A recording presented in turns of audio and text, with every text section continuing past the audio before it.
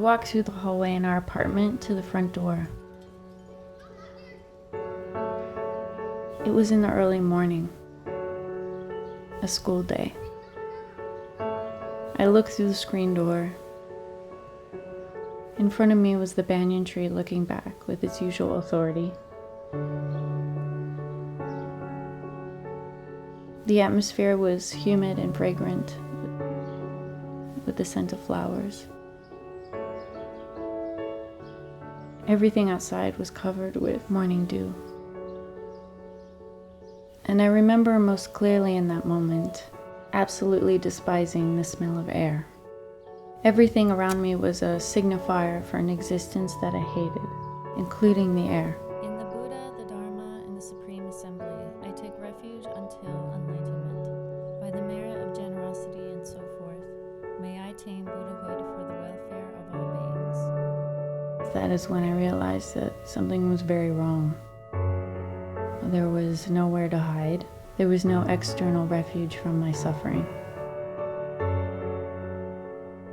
I finally understood that I was going to have to find a way to transform my mind and my heart. This was the beginning of my spiritual life.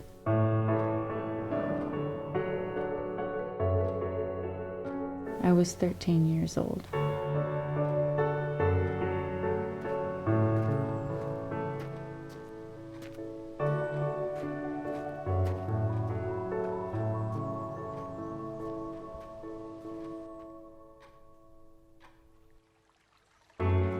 One of the most courageous adventures we can undertake in this life is to face our own minds. To investigate and transform the patterns that condition our sense of who we are.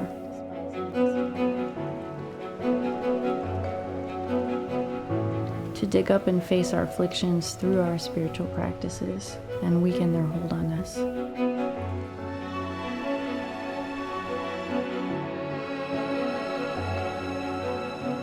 To develop a finely tuned understanding of our potential to create joy in suffering is one of the many benefits of a life dedicated to contemplative practice.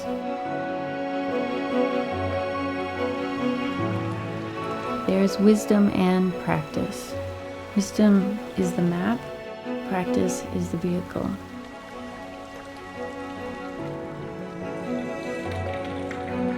The various layers of our being is the landscape we traverse.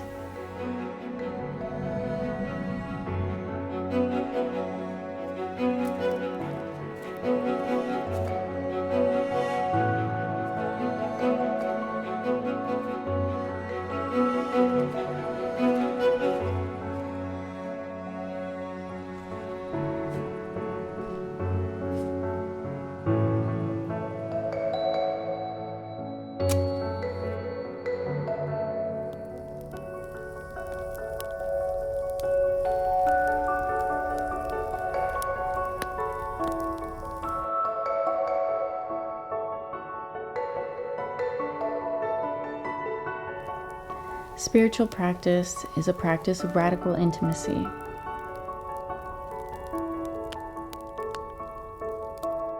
I am living proof.